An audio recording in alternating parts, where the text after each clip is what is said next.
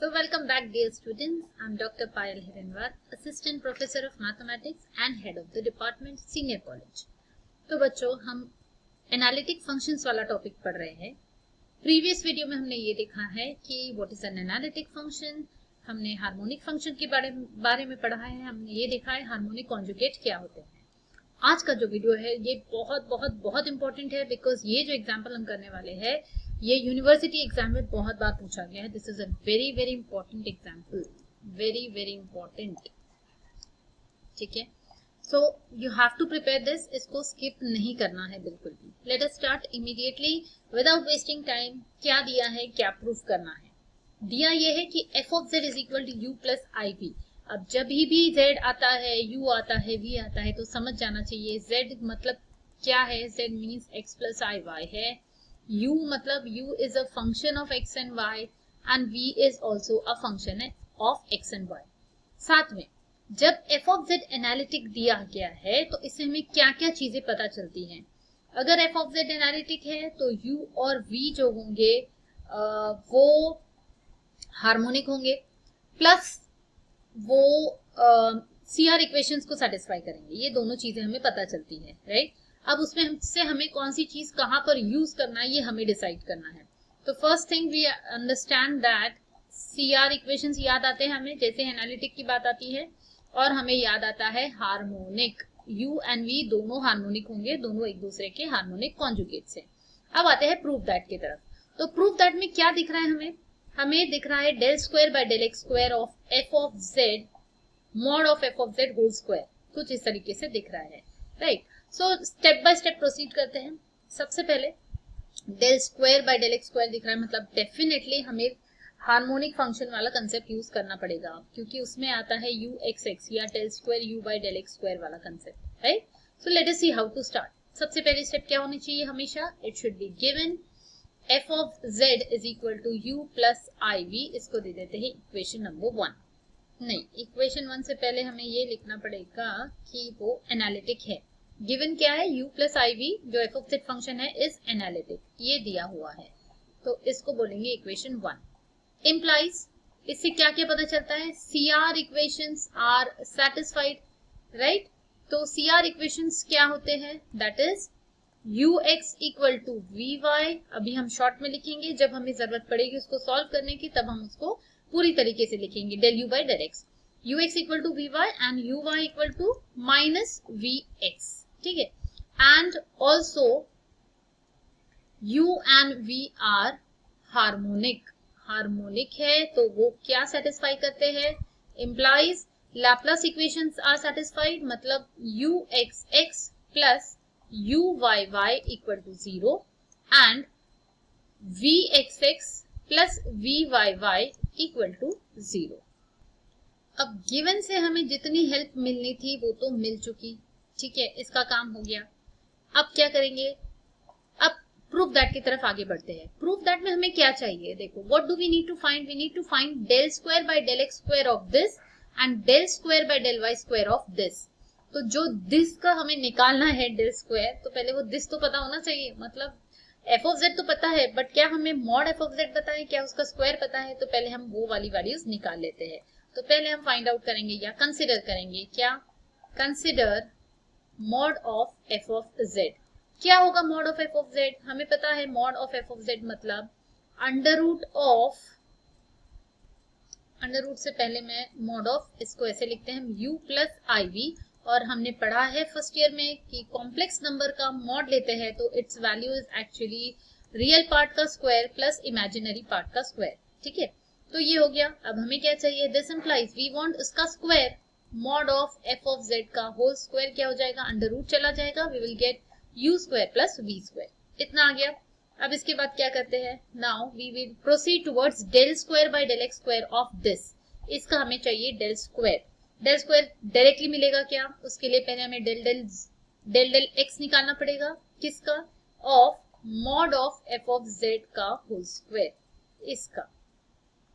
अब बच्चों यहाँ अच्छे से ध्यान देना, यहाँ पर बहुत गड़बड़ करते हो आप लोग, ये कंसेप्ट जल्दी समझ में नहीं आता है, तो ध्यान से सुनना।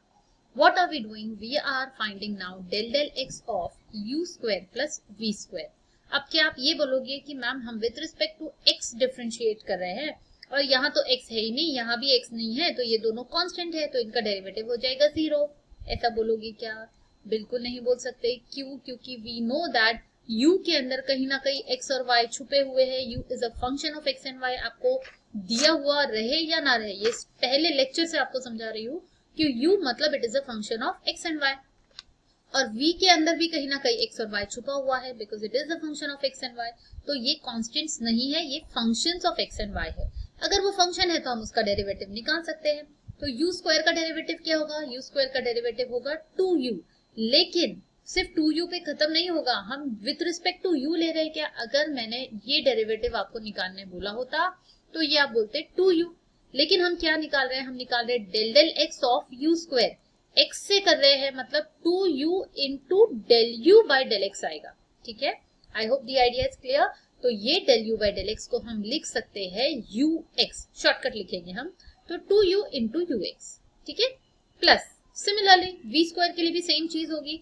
v स्क्वायर है तो उसका डेरिवेटिव होगा 2v, लेकिन विथ रिस्पेक्ट टू x है तो वापस एक डेरिवेटिव लेना पड़ेगा। Derivative of v with respect to x मतलब vx। तो यहाँ से 2 कॉमन निकल जाएगा, so we can write this as ux plus vvx। तो ये आ गई वैल्यू डेल डेल x की। ठीक है, अब हमें क्या चाहिए? We want del square by del x square. तो इसका फिर से एक बार डेरिवेटिव लेते हैं। दैट मीन्स हमने इसका फिर से डेरिवेटिव लेना है, मतलब ऐसे लिखना है। तो ये पहला डेरिवेटिव था, इसको फिर से डिफरेंशिएट किया, मतलब del del x of this. अब इसमें 2 यहाँ पर कॉमन निकलेगा, 2 बाहर आ जाएगा, कांस्टेंट है ना। Again one more important thing, अब जब हम यहाँ पर लेंगे del del x of u into ux, तो क्या होगा? यहाँ पर लगेगा प्रोडक्ट रूल, क्योंकि ये भी फंक्शन ऑफ x है और इसमें भी x है कहीं ना कहीं। So this will be your first function, this will be your second function. Product rule याद है सबको? कैसे लगाते हैं हम product rule? I'll write it over here. तो by product rule ये हो जाएगा first function as it is into derivative of second. ux का derivative with respect to x क्या हो जाएगा? uxx plus second function as it is, इसको as it is लिखेंगे। अब u का derivative क्या होगा?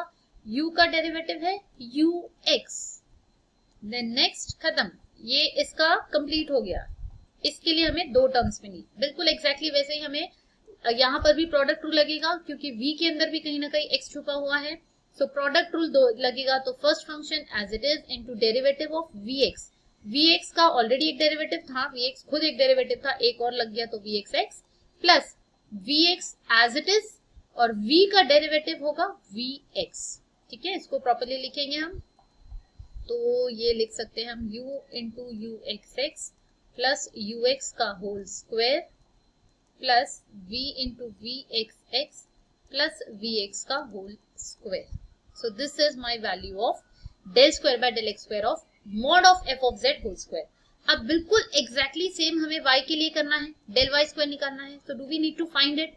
बिल्कुल नहीं, एग्जाम में भी आप नहीं निकालोगे, आप उसको डायरेक्टली लिख सकते हो सिमिलरली। सो इस तरीके से आपको लिखना है सिमिलरली। क्या करोगे? सिर्फ x को रिप्लेस करना है y से, जहां जहां x था वहां हम लिख देंगे y, जहां x था वहां y। So similarly we get the value of this. अब क्या करना है नेक्स्ट स्टेप में? क्वेश्चन में क्या पूछा गया है? दोनों का एडिशन चाहिए है हमें, we have to find the value of this. तो इसको निकालने के लिए हमारे पास इक्वेशन 1, इसको दे देते हैं इक्वेशन 1 या 2 एंड इसको देते हैं 3। 1 ऑलरेडी गिवन इक्वेशन है, तो एडिंग 2 एंड 3 हमें क्या मिलता है? ये वैल्यू मिल जाएगी। दिस इज माई इक्वेशन 2, ये इक्वेशन 2 में है मेरे पास, ये इक्वेशन 3 में है। मैंने वैल्यूज पुट कर दी है, जो रेड कलर में दिख रहा है इक्वेशन 2 का वैल्यू की वैल्यूज है, ऑरेंज वाला इक्वेशन 3 की वैल्यूज है। अब देखो इसको हम कैसे सॉल्व करेंगे। नाउ 2 तो ऑलरेडी कॉमन है बाहर, in this term and in this term, यहाँ से हम u कॉमन निकाल सकते हैं। तो u अगर मैंने कॉमन निकाल लिया तो मुझे यहाँ मिलता है uxx प्लस uyy प्लस, अब दूसरी टर्म्स में यहाँ पर देखो क्या, इसमें से और इसमें से v कॉमन निकाल सकते हैं हम। तो v निकलने के बाद में हमारे पास बचता है vxx plus vyy। Then next क्या है हमारे पास? बाकी की टर्म्स में कुछ भी कॉमन नहीं निकलता है, तो ये चारों टर्म्स को हम इंडिविजुअली यहाँ पर लिख देंगे, ux square plus vx square plus uy square plus vy का whole square. Okay, now what can we do with these terms? U x x plus v y y, जो हमने स्टार्टिंग में लिखा था ना गिवन में, तो हमें से जो जो चीजें पता चली थी तो वो अब हमें काम आने वाली है। ये वैल्यू 0 है because this is Laplace equation. देखो हमने स्टार्टिंग में लिखा हुआ है बाय लाप्लास इक्वेशन, ये देखो दिस वैल्यू, क्योंकि u हार्मोनिक है तो ये 0 हो जाएगा, v भी हार्मोनिक है तो ये भी 0 हो जाएगा। तो यहाँ पर वी आर गेटिंग ये भी 0, ये भी 0, तो बचा क्या, सिर्फ 2 into you x square plus we x square plus u y square plus v y square. अब इसको भी हम रिड्यूस कर सकते हैं। कैसे रिड्यूस कर सकते हैं, हमारे पास जो गिवन था उसमें से हमने एक ही चीज यूज की है अभी तक, वो कौन सी थी, हार्मोनिक वाली। But what about CR equations, वो हम तो अभी तक हमने यूज ही नहीं किए। तो सीआर इक्वेशन हमें क्या बताते हैं, u x equal to v y, तो जहां पर यू एक्स है वहां हम वी वाई लिख सकते हैं, या वी वाई की जगह हम यू एक्स लिख सकते हैं, whatever. And similarly u y की वैल्यू होती है माइनस ऑफ वी एक्स, तो जहां पर यू वाई है वहां पर हम माइनस वी एक्स लिख सकते हैं। तो we will write this as 2 into, इसको एज इट इज लिखा है, इसको भी एज इट इज लिखा है।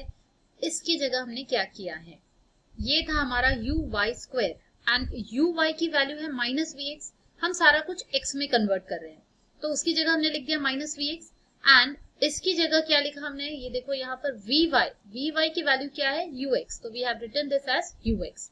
तो बिकॉज माइनस है एंड स्क्वायर है तो अल्टीमेटली प्लस हो जाएगा, तो ये यू एक्स स्क्वायर और ये यू एक्स स्क्वायर दोनों मिलाकर क्या हो जाएंगे, it will be 2 u x square, and वैसे ही ये दोनों मिलाकर हो जाएगा 2 v x square.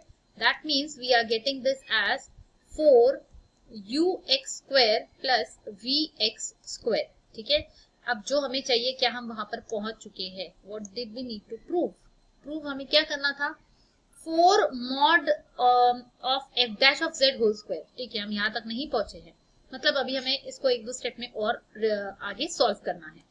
So what do we need to do, I will write it in the next page. So this is what we are getting, देखो यहाँ पर हमें ये मिला हुआ है, ठीक है, और हमें चाहिए क्या है, हमें चाहिए है ये। So to reach from here to here हमें किस तरीके से ये दिखाना पड़ेगा कि ये दोनों वैल्यूज सेम है।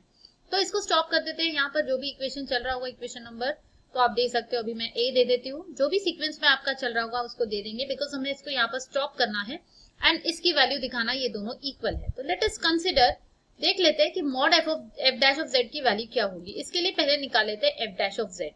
एफ डैश ऑफ जेड कैसे मिलेगा, हमारे पास एफ ऑफ जेड ऑलरेडी है u प्लस आई वी, तो एफ डैश मतलब क्या होगा, यू एक्स प्लस आई वी एक्स, ये मान के चल रहे हैं कि हम डैश यहाँ पर represents with respect to x, derivative with respect to x. तो अगर एफ डैश ऑफ जेड ये आ जाएगा यू एक्स प्लस आई वी एक्स, तो इसका मॉड क्या होगा, ये एक कॉम्प्लेक्स नंबर है, कॉम्प्लेक्स नंबर का अब जब मॉड लेते हो तो उसकी वैल्यू क्या होती है, under root of real part plus plus imaginary part का स्क्वायर, रियल पार्ट का स्क्वायर प्लस इमेजिनरी पार्ट का स्क्वायर, तो ये हो गया मॉड ऑफ दिस। इसका मतलब इसका स्क्वायर क्या हो गया, mod of F dash of Z का होल स्क्वायर हो गया U x square plus we x square. So आ गया दिस, राइट। सो यहाँ पर बी हम दे देंगे इसको, equation number B, and last में हम लिख देंगे using B in A we get, क्या मिल जाएगा हमें, रिक्वायर्ड सोल्यूशन। ठीक है, तो जो हमें प्रूव करना था हमने प्रूव कर दिया है। Only thing you need to remember, कोई भी एग्जाम्पल बच्चों अगर आपके एग्जाम में आ जाता है जो आपने कभी नहीं देखा है, कभी पढ़ा नहीं है, तो आपको एक चीज याद रखनी है, जो भी गिवन है उससे आपको क्या क्या चीजें याद आ रही है वो नोट डाउन कर लो, और जो टू प्रूव रहेगा उससे आप सॉल्व करने की कोशिश करो, automatically you will come to some of the other conclusion. ठीक है, तो आज के वीडियो में इतना ही। मुझे कमेंट करके जरूर बताना समझ रहा है, आपको कंसेप्ट समझ रहे हैं या नहीं, एंड वीडियो पसंद आया होगा तो लाइक जरूर करना। नेक्स्ट वीडियोस कौन से चाहिए है, इसका कंटिन्यूएशन पार्ट चाहिए या नहीं चाहिए, whatever are your feelings, do convey it to me through your comments. देखो मुझे जो कन्वे करना होता है मैं तो बोल देती हूँ, इस वीडियो में मैं आपसे बात करती हूँ, बट आप लोगों को अगर मुझसे कुछ बोलना है तो उसका एक ही जरिया है, एक ही तरीका है, and that is through comments. तो जरूर कमेंट करके बताइए। मिलते हैं नेक्स्ट वीडियो में, till then keep studying and keep smiling, tension नहीं लेने का।